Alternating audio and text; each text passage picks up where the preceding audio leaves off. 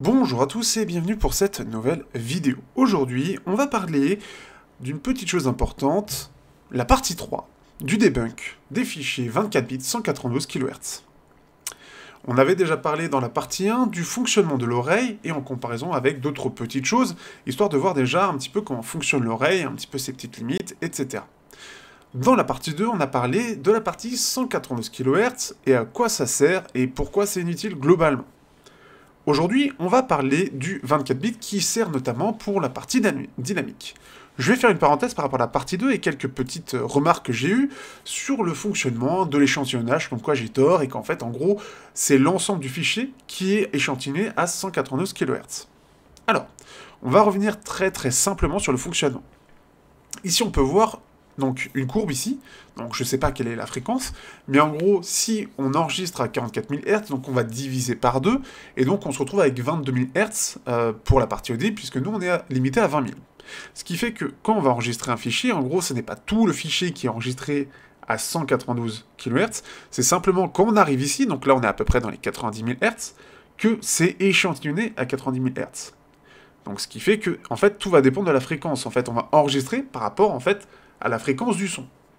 Donc ce n'est pas à 20 Hz, on n'a pas besoin d'avoir un échantillonnage à 192 000 Hz, surtout que derrière, en fait, comme il y a quelque chose qui revient derrière, c'est recalculé, puisque, en fait, on a un espèce de calcul qui passe du numérique à l'analogique, on a besoin de 20 Hz. Donc en 20 Hz, en fait, le calcul qui est fait, on sait le faire en analogique pour avoir exactement la même chose. Donc quand on est en 20 Hz, en fait, on échantillonne cette fréquence-là à 20 Hz. On n'a pas besoin de plus, et c'est tout. Ce qui fait que c'est pour ça que cela ne sert à rien, cela ne vous donnera pas plus de détails. Tout ce que ça l'a fait, c'est qu'en gros, on va essayer d'enregistrer des choses au-delà de ça, qui est du vide, et ce qui fait que ça prend de la place pour rien. C'est pour ça qu'il y a cette partie en bleu qui n'est utile, et puisqu'on est en 44 000 Hz, donc 22 000 en réalité, et nous on est à 20 000, bah en fait, quand on échantillonne à 20 000, bah en fait, le maximum qui va être enregistré, c'est pas 20 000, c'est pas tout le fichier qui est à 20 000 Hz, c'est que le fichier va enregistrer juste des sons jusqu'à 20 000 Hz.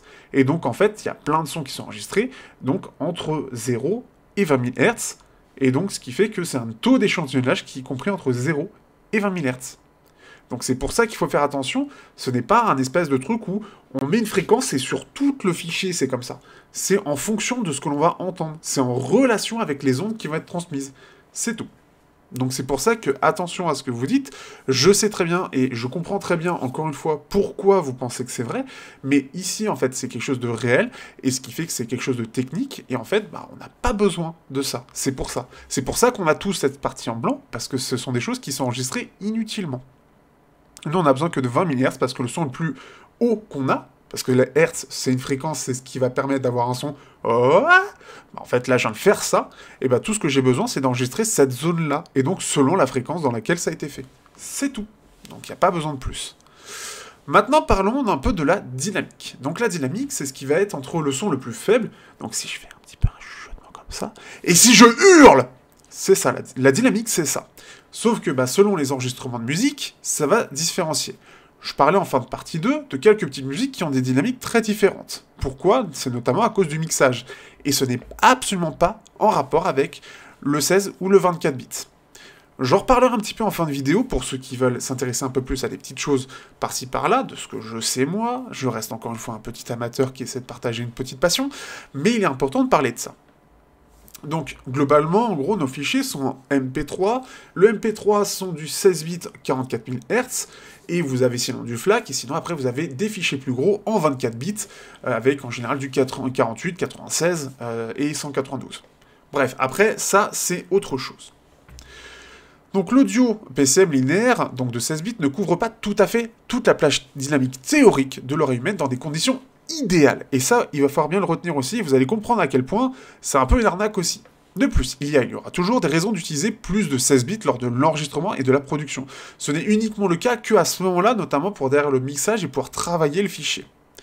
Rien de tout cela n'est pertinent pour la lecture, ici l'audio 24 bits est aussi inutile qu'un échantillonnage à 192 kHz. Pour la lecture, c'est-à-dire pour nous, audiophiles, amateurs, professionnels, etc., ça ne sert à rien, à part l'effet placebo.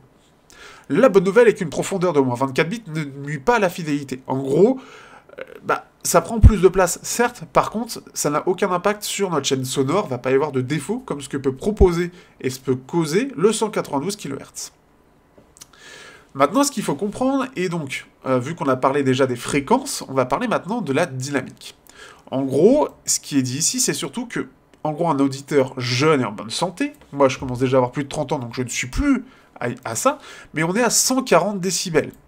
Avec le temps, comme on vieillit, qu'est-ce qui se passe en fait? En gros, notre mécanisme se rigidifie, et ce qui fait qu'on va être à 130 décibels. Ce qu'il faut bien comprendre, 130 décibels en termes de dynamique, c'est que c'est immense. Mais vraiment immense. Là, il y a une référence, on va aller un petit peu plus précisément sur ce cas ici. Voilà ici. Donc le désert, c'est 10 décibels. Donc sans vent, sans rien, 10 décibels. Le seuil de perception, le minimum, c'est 20 décibels. Le chuchotement, c'est 30 décibels. Ici, j'ai un petit bruit blanc à cause de mes haut-parleurs. J'ai mon PC qui tourne avec un ventilo. Je vais avoir 2-3 petits trucs, des trucs autour. J'ai mon téléphone. Alors, c'est pas d'une précision extrême, mais par exemple, si je parle, donc je parle normalement, et je parle quand même, j'ai une voix qui porte.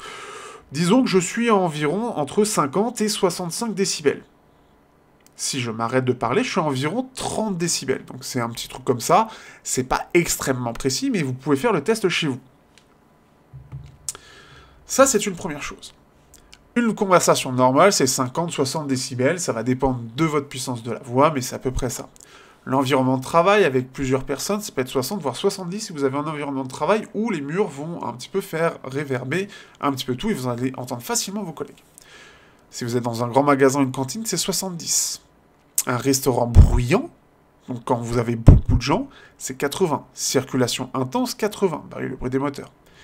Une tondeuse ou une tronçonneuse, c'est 90 décibels. C'est pas agréable un bruit de tronçonneuse ou une tondeuse. Hein. C'est pas agréable du tout. Ça fatigue les oreilles. Un marteau-piqueur, donc c'est à peu près 100 décibels. Concert de rock, 110. Là, on est sur du risque sérieux. Un coup de feu, c'est 120 décibels. Un coup de tonnerre, c'est 130 décibels. Bon, après, il faut être extrêmement près. Hein. Un réacteur d'avion, c'est 140 décibels. Donc, vous imaginez quand même que notre dynamique théorique, c'est quand même la différence entre le désert et un réacteur d'avion. Comment vous pouvez entendre le désert ou un chuchotement? Comment vous entendez un chuchotement quand il y a un réacteur d'avion? Pour ceux qui ont déjà fait des concerts, je pense que vous allez peut-être un peu mieux comprendre. Un concert de rock, à part si vous hurlez dans l'oreille de la personne qui est à côté de vous, elle ne vous entendra pas si vous lui chuchotez quelque chose. Ou alors, vous êtes The Sentinelle, pour les plus vieux d'entre vous. Donc, non. Ce qu'il faut comprendre, c'est qu'aujourd'hui, et il y a aussi ça à prendre en compte, je ne sais pas s'il en parle plus tard, mais on va le voir, 80 décibels, c'est notre limite en termes d'oreille humaine, après ça commence à faire mal. Au-delà de 80, on commence à se faire mal. On peut avoir certaines harmoniques qui peuvent taper plus haut, mais il ne faut pas que ce soit longtemps. Parce que si vous écoutez plus haut que 80 décibels, qu'est-ce qui se passe? Vous détériorez la qualité de votre oreille. Vous détériorez votre oreille tout simplement. Vous détériorez les cils qui captent les sons, et ce qui fait que, bah du coup, il y a certains endroits où vous allez moins entendre, voire au contraire, en fait, vous allez plus entendre parce qu'ils vont être beaucoup plus sensibles. Moi, c'est ce que je peux avoir, par exemple, pour les extrêmes aigus, et je vais entendre beaucoup plus. Mais avec le temps, ça va descendre. Donc, imaginez bien que, en fait, la dynamique, c'est beaucoup plus compact que ça, et on va le voir après. Donc là, c'est un petit peu ça. Ce qu'il dit aussi, c'est que l'oreille donc a toute une gestion, c'est assez complexe. L'oreille, c'est très complexe, puisqu'on a encore beaucoup de mal à le recréer de façon robotique. Et clairement, ce qui arrive en robotique pour l'instant, si ça vous intéresse, cherchez un petit peu, mais on est encore très très loin de ce que l'oreille humaine classique peut entendre. Au-delà de ça, donc la musculature ajuste en permanence la quantité de son atteignant la cloquée en déplacement les osselets. Donc en gros, plus de ça, nous on a une oreille qui peut s'adapter un petit peu à ce qui peut enregistrer, emmagasiner, et pouvoir parfois compenser un peu le son, ou justement au contraire, on n'a pas trop de son, on veut augmenter la sensibilité. Le bruit ambiant. Donc là, il parle un peu du bruit ambiant. Donc le bruit le plus faible que l'on peut entendre, c'est 8 décibels environ. Enfin, c'est moins 8 décibels. Donc après, dites-vous bien que par exemple une lampe donc de 100 watts fait environ 10 décibels en termes de son. Donc c'est déjà plus haut. Donc déjà, en termes de... Voilà. Et dites-vous bien que c'est 10 décibels. Donc 20 décibels est souvent cité pour un studio de diffusion. Donc au minimum, en partant de 0, on est à 20 décibels dans un studio d'enregistrement qui est déjà traité pour absorber un maximum de son. Ne pas être complètement... c'est pas non plus le vide total, mais normalement ça absorbe énormément de son. Donc c'est très très silencieux déjà. C'est vraiment très silencieux. Donc c'est déjà exceptionnel quand vous arrivez à ce niveau-là. Et donc, ce qui fait que, par exemple, une ampoule, vous n'entendez jamais le bruit, l'espèce de vibration que ça fait, parce qu'il y a déjà plus de bruit autour qui font que ça masque ce bruit-là. Maintenant, le 16 bits. La plage dynamique d'un 16 bits, c'est 96 décibels. Donc, c'est la définition la plus courante qui calcule la plage dynamique comme 6 fois bits, donc décibels. Donc, beaucoup pensent que l'audio 16 bits ne peut pas représenter des sons arbitraires plus silencieux que 96 décibels. Ceci est une erreur. J'ai lié deux fichiers audio 16 bits. L'un contient une tonalité de 1 kHz à 0 décibels, où 0 est la tonalité la plus forte possible, et l'autre une tonalité à 105 décibels. Donc ici, on a une tonalité à 105 et une à 0. Comment est-il possible de coder ce signal, de le coder sans distorsion et de le coder bien au-dessus du bruit de fond, alors que son amplitude maximale est de 1/3 de bits? Donc 1/3. Une partie de ce casse-tête est résolue par un trammage approprié qui rend le bruit de quantification indépendant du signal d'entrée. Implicitement, cela signifie que la quantification trammée n'introduit aucune distorsion. Donc en gros, il n'y a pas de distorsion, il y a juste le bruit. Cela implique à son tour que nous pouvons coder des signaux de profondeur arbitraire, même ceux dont des amplitudes de crête sont bien inférieures à 1 bit. Cependant, le trammage ne change rien au fait qu'une fois qu'un signal descend en dessous du bruit de fond, il devrait effectivement disparaître. Comme la tonalité à moins 105 décibels est-elle toujours clairement audible au-dessus d'un bruit de fond de 96 décibels? La réponse. Notre chiffre de bruit de fond, de moins 96 décibels, est effectivement erroné. Nous utilisons une définition inappropriée de la plage dynamique. Donc, nous donne, 6 bits nous donne le bruit RMS de l'ensemble du signal haut débit. Mais chaque cellule ciliée de l'oreille n'est sensible qu'à une fraction étroite de la bande passante totale. Comme chaque cellule ciliée n'entend qu'une fraction de l'énergie totale du bruit de fond, le bruit de fond de cette cellule ciliée sera bien inférieur au chiffre de haut débit. Donc en gros, on est très très loin de la réalité de 96 décibels. Et en gros, l'audio 16 bits peut aller considérablement plus... ça peut aller beaucoup plus loin que 96 décibels. Grâce à l'utilisation du dithering façonné, qui déplace l'énergie du bruit de quantification vers des fréquences où il est plus difficile d'entendre. La plage dynamique effective de l'audio 16 bits atteint 120 décibels en pratique. En gros, il y a tout un système qui permet d'aller au-delà de ces 96 décibels. Soit plus de 15 fois plus profonde que les 96 décibels revendiqués. Alors déjà, 96 décibels, je tiens à refaire cette différence, c'est-à-dire qu'au mieux, vous entendez une tronçonneuse et un chuchotement. Vous arrivez à faire cette différence-là. Donc vous êtes à côté d'une tronçonneuse et il y a quelqu'un qui vous tronçonne alors. Ah, imaginez une tronçonneuse à côté de vous et quelqu'un qui vous parle en même temps. Qui vous chuchote. Donc c'est comme s'il parlait un peu comme ça. Si vous entendez ce qu'ils disent, vous n'êtes pas humain. Là, regardez un petit peu, vous êtes peut-être un mutant. C'est une première chose. 96 décibels, c'est quand même plus que le fait que le seuil, le risque sérieux, et même le seuil où on va se faire mal à l'oreille. Moi, je ne peux pas écouter à 90 décibels, ce n'est pas possible. Je me fais mal à l'oreille, j'ai mes oreilles qui font stop. Donc c'est extrêmement puissant.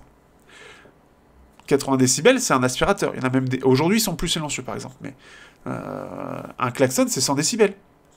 Voilà. Vous avez plein de choses qui permettent un petit peu de voir. Donc, par exemple, j'ai de l'acouphène. Moi, j'ai des acouphènes parce que je suis resté, en fait, parce que on parle de ça simplement en termes de bruit, mais vous avez aussi le ton. Ça, après, c'est un autre débat. Et moi, par exemple, j'ai des acouphènes. Voilà. Il y en a, ils ont des surdités, c'est encore pire. Donc, ce qui fait que vous avez ça. Donc, on est à 120 décibels. Donc, ces 120 décibels, c'est supérieur entre un moustique quelque part dans la même pièce et un marteau-piqueur à quelques pas. Ou à la différence entre une pièce déserte insonorisée et un son suffisamment fort pour causer des dommages auditifs en quelques secondes. 16 bits suffisent pour stocker tout ce que nous pouvons entendre et ce sera suffisant pour toujours. Il convient de mentionner brièvement que le rapport signal-bruit de l'oreille est inférieur à sa plage dynamique absolue. Dans une bande critique donnée, le rapport signal-bruit typique est estimé à seulement 30 décibels environ. Donc c'est-à-dire qu'entre le son le plus faible qu'on peut percevoir et le son le plus fort qu'on va percevoir en même temps, il y a 30 décibels. C'est faible. C'est très faible. Le rapport signal-bruit n'atteint pas la plage dynamique complète, même en considérant des bandes largement espacées. Cela garantit que le PCM linéaire 16 bits offre une résolution plus élevée que celle réellement requise. Donc le 16 bits, le MP3 ou le FLAC 16 bits est largement suffisant pour notre oreille, de très très loin.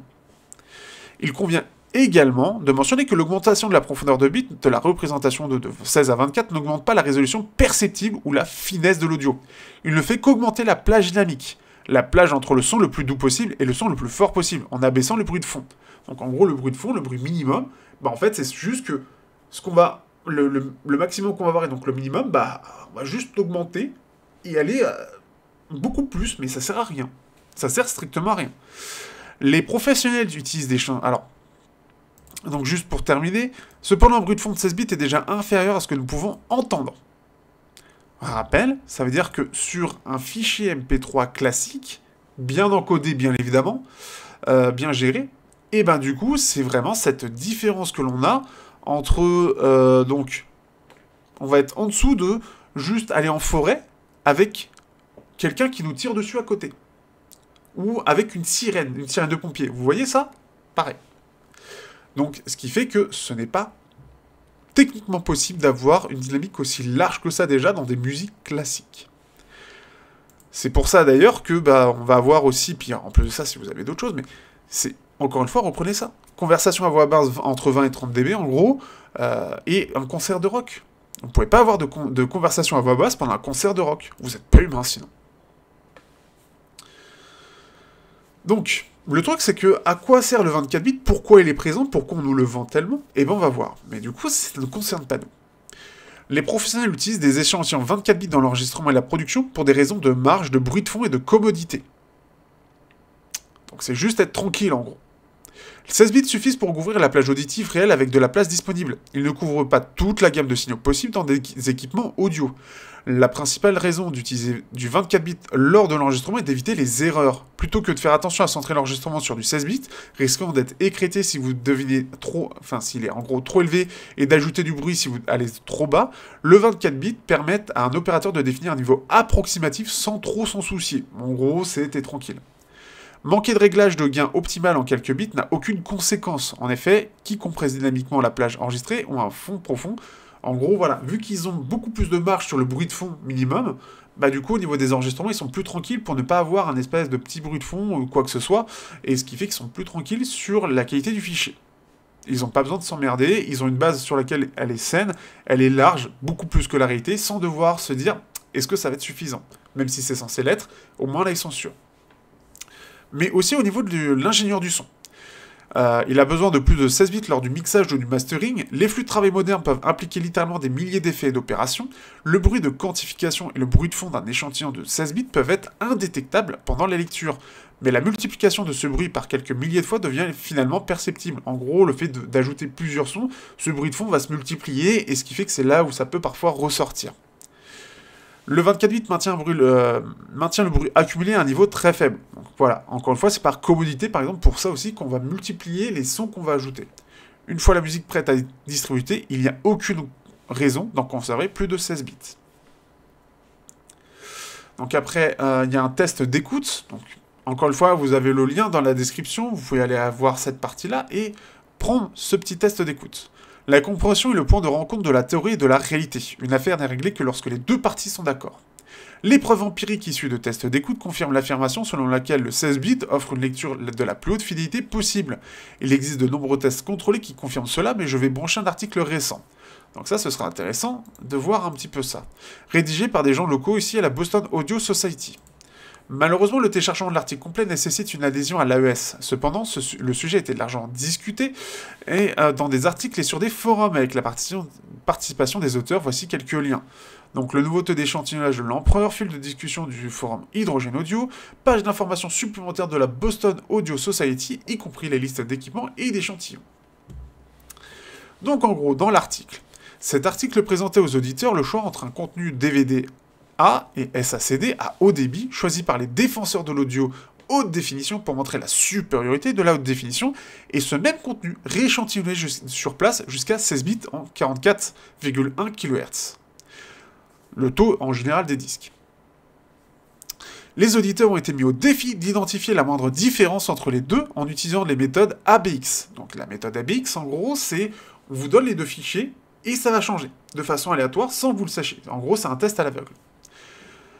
Donc Boston Audio Society a réalisé le test en utilisant un équipement professionnel haut de gamme dans des environnements d'écoute en studio isolés du bruit avec des auditeurs amateurs et professionnels formés.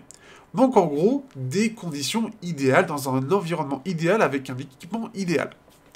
Dans les 554 essais, les auditeurs ont choisi correctement 49,8% du temps. En d'autres termes, ils devinaient.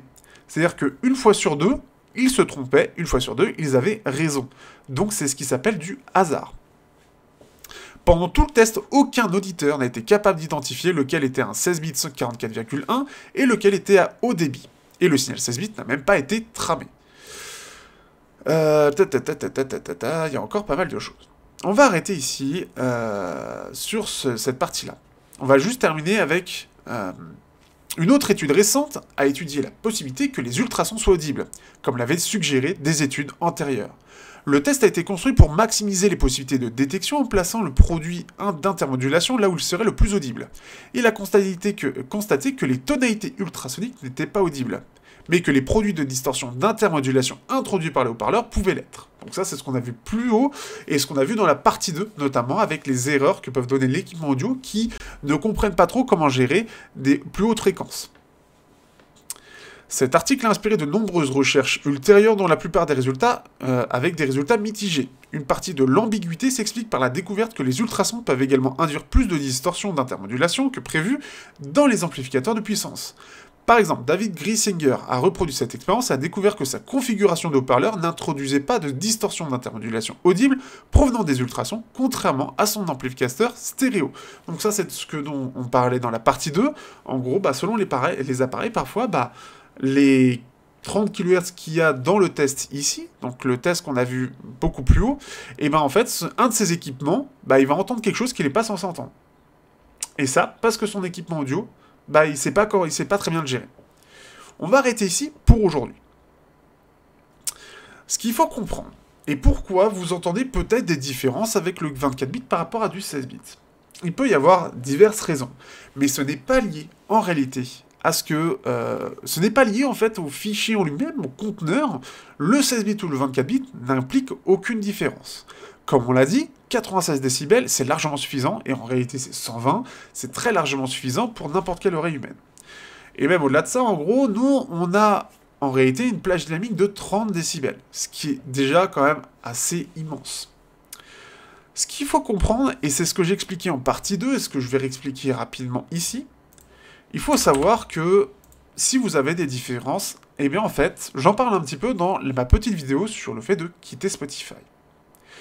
Chaque plateforme ne va pas avoir forcément exactement le même fichier. Ça peut paraître fou, mais c'est quelque chose qui a été retenu. Il va falloir que je me penche un peu plus sur la question et voir s'il y a un article qui permet d'en savoir plus là-dessus, parce que ça peut être très intéressant. Donc si jamais vous l'avez et vous êtes encore à ce stade de la vidéo, dans la vidéo, c'est assez cool. 23 minutes, ça fait beaucoup. Mais on va terminer un peu là-dessus. En fait, selon les plateformes, vous allez avoir des dynamiques qui vont être différentes. Et ça, c'est assez fou. Personnellement, j'ai déjà perçu ce problème-là en passant de Spotify à Deezer. Moi, je suis quelqu'un qui aime beaucoup Deezer. Deezer a des fichiers qui sont plutôt de bonne qualité. Apparemment, Qobuz et Tidal auraient quelque chose qui serait un peu plus dynamique. Mais ce qu'il faut comprendre, c'est que la dynamique, elle va jouer aussi par rapport au public que l'on a. Spotify est le plus grand public possible. Ce qui fait que... Alors, encore une fois, je ne sais pas ce qui implique ces différences-là, mais Spotify semble avoir une dynamique qui soit moins bonne. Donc ce qui fait qu'on a quelque chose de plus écrasé et on a un effet de mou. Alors on entend plus de choses, mais c'est moins incisif, c'est moins impactant. Et il semblerait que quand un artiste upload sur Spotify, il y a une petite sauce magique qui fait que, hop, il compresse un petit peu plus la dynamique pour que ce soit un petit peu plus agréable pour ceux qui l'écoutent. Vu que c'est plus grand public, qu'est-ce qui se passe? Il faut que ce soit plus grand public. Mais sauf que le grand public, lui, il n'a pas un super son de base. Lui, il a des écouteurs AirPods, il a des écouteurs filaires à 10 balles, et il a parfois des casques un peu plus sympathiques. Mais il a rarement des choses un peu plus sympathiques. Donc, ce qui fait que ça peut influer là-dessus. Autre chose, chaque artiste va jouer un petit peu sur comment dire, il va jouer un petit peu sur ce qui va plaire le plus. Donc, ce qui fait que vous avez... Alors, je vais essayer de retrouver l'article, je l'ai mis de côté, j'ai oublié de le... Voilà. Il y a un mec qui s'amusait un petit peu, qui s'appelle donc Dynamic Range DB, Loudness War Info. Donc vous avez un petit truc sur la Loudness War et j'en parlerai. Donc en gros, le fait de compresser de plus en plus pour que ça plaise à un maximum de tons et que ça fasse fort. Mais en gros, bah, selon les albums, selon même les artistes, mais aussi même selon le morceau, vous n'avez pas la même dynamique. J'ai trouvé ce site-là, alors je sais pas à quel point il est fiable, je sais pas à quel point il est bien, mais c'est quelqu'un qui s'est amusé, en gros, à voir, à regarder un petit peu ce qui était intéressant en termes de dynamique. 14, c'est 14 décibels de dynamique. Donc on est encore bien en dessous de la réalité. Et en réalité, on est sur des choses assez faibles. Vraiment très très faibles. Le métal a une dynamique qui est extrêmement écrasée de base pour pouvoir un petit peu, qu'on puisse un peu tout entendre, que tout passe dedans. Le truc, et ça, on en reparlera dans une vidéo, il va falloir que je trouve un truc qui explique un petit peu le mixage globalement, mais quand vous vous dites que vous prenez des trucs studio parce qu'on est au plus proche de la réalité, c'est encore faux. Parce que le mixage implique énormément de modifications, et moi je le vois en regardant des réels sur Instagram de gens qui expliquent un petit peu comment faire pour avoir quelque chose qui soit plus clair, bien séparé, qu'on entende bien les voix, et il y a un nombre de modifications par rapport à la réalité qui est immense, mais vraiment immense. Les voix sont modifiées, les guitares sont modifiées, tout est modifié, tout est égalisé déjà au départ lors du mixage, ce qui fait que vous n'avez pas quelque chose qui égalera ce qu'il y a sur un concert. Même sur un concert, je suis sûr qu'il y a des choses pour essayer d'avoir quelque chose le plus clair possible, même si parfois c'est compliqué, mais on est très très loin de la réalité, vraiment très loin. Et je pense que la plupart des gens ne s'en doutent pas, et même moi je m'en doutais pas, parce qu'en fait, bah, le mixage, c'est quelque chose de très obscur. Chacun y met sa sauce, chacun a ses petites astuces pour qu'on ait quelque chose de bien. Et on peut avoir quelque chose qui va être très dynamique et pourtant ignoble à écouter. Et on va en avoir qui sont très compressés et qui peuvent être parfois très bien. Il y a du métal qui est très bien fait, d'autres non. Et parfois, ça va être juste des instruments qui vont être compressés. Parfois, c'est d'autres choses. Et ça, on ne le sait pas. On va prendre un petit truc. Metallica. Metallica... il faut savoir que eux, ils ont été assez défoncés, et là on peut le voir, ils ont été assez défoncés sur leur album Death Magnetic parce qu'il était compressé à mort. Pourquoi? Parce que ils voulaient plaire au grand public, et on était sur le côté Loudness War justement, donc une dynamique explosée, et pour que tout rentre et que se fasse le plus fort possible. Le problème c'est que bah du coup le son est pas super beau à écouter. Et là on peut le voir, on a 3 ou 2 décibels d'écart, donc en gros c'est très très petit. Et ce qui fait que ça peut donner cet effet où le son, il est pas très joli.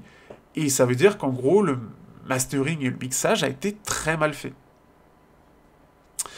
Donc ça, c'est des choses qu'on va essayer de développer plus tard. Je vais essayer de trouver un truc pour pouvoir expliquer un petit peu, où je vais essayer de rassembler des réels qui expliquent un petit peu certaines techniques qu'ont certaines personnes. Ce sera, je pense, beaucoup plus intéressant. Mais non, le 24 bits et le 16 bits n'a pas d'impact sur le sujet. S'il a un impact, ça veut dire que c'est soit, par exemple, une plateforme qui a décidé qu'il y aurait une plus grande dynamique et l'a demandé auprès des différents trucs, l'a exigé d'avoir quelque chose d'un peu plus fort. C'est comme ça que certains qui se veulent dans la haute fidélité vont demander peut-être des albums qui soient un petit peu plus dynamiques globalement, et ça va donner son effet. Et il va dire, moi je veux cette version studio et je veux que ce soit plus dynamique. Et comme c'est très très sombre, ce n'est qu'une hypothèse, je ne sais pas si c'est la réalité, mais c'est quelque chose qui est possible, puisqu'on va toucher à une autre cible. Qobuz par exemple, c'est clairement ça, c'est clairement ce qu'ils veulent toucher, et donc bah, c'est des gens qui vont avoir quelque chose qui peuvent encaisser des dynamiques beaucoup plus fortes, et donc c'est pour ça qu'on aura de très très grosses différences avec Spotify, puisque d'un côté on va avoir une cible très haute fidélité, donc avec du matériel qui va pouvoir avoir une très grande dynamique, contrairement à Spotify, qui veut toucher des mecs qui utilisent des AirPods Pro, qui ont une dynamique déjà de base qui est pourrie. Et donc bah forcément, qu'est-ce qu'il faut? Il faut que ce soit audible par tous, il faut que ce soit agréable pour tous, et donc bah, on va avoir une dynamique qui va être beaucoup plus compressée. On a des choses qui sont très correctes avec Deezer, moi je trouve que c'est vraiment pas mal, et je sais que j'entends des différences avec. Donc oui, le 24 bits n'a pas de différence, c'est parce que le mastering a changé et qui a été peut-être demandé, ou qui a été peut-être proposé pour différentes plateformes, pour se dire, eux, ils vont pouvoir mieux en profiter, on va uploader une version différente. Et dernière parenthèse là-dessus, le MQA jouait avec ça. Il faut savoir que le format MQA est arrêté et mort aujourd'hui, il était extrêmement obscur, et on ne savait pas ce qui était fait avec ces trucs-là. On en reparlera sûrement dans un autre article, mais il a été débunké. Après de nombreuses années avec des gens qui ont essayé de savoir comment ça fonctionnait, il est apparu que pour certains morceaux, en tout cas, il y a des morceaux où ça a été vu, il y avait une égalisation spécifique. Dès que vous aviez un équipement qui pouvait décoder du MQA, et bah du coup, dans ce décodage du MQA, qu'est-ce qu'il y avait dans ce fichier-là? Une égalisation qui fait que ça change un peu le son. Donc pour ceux qui trouvaient que le son était différent, eh bien c'est parce qu'en fait, tout était fait pour que ce soit fait différemment. Et j'ai vu aussi un truc comme quoi Apple Music aussi n'avait pas le même son que d'autres, et il y avait quelque chose d'un petit peu plus basseux, ce qui pouvait expliquer que certains trouvaient Apple Music un peu plus sympa, puisqu'on a un peu plus de basse, un peu plus chaleureux, et donc ça donne un effet un peu plus dynamique. Parce que les signatures aussi ont un impact sur notre perception du son. Voilà, ça faisait beaucoup de choses à dire, on n'a toujours pas fini, puisqu'on a encore des choses à dire sur un petit peu la finalité de tout ça. On va conclure, et on va essayer de chercher d'autres choses sur ce sujet, que je trouve extrêmement intéressant, puisque l'oreille est le truc le plus obscur en termes de réalité. J'espère que ça vous aura aidé, j'espère que vous aurez appris des choses, j'espère que vous aurez peut-être des choses à dire.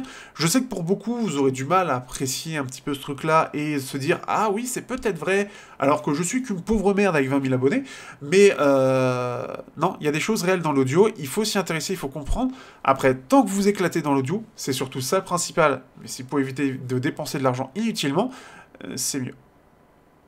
Allez, bonne soirée à tous, j'espère que vous appréciez ce format, n'hésitez pas à le partager, à bientôt.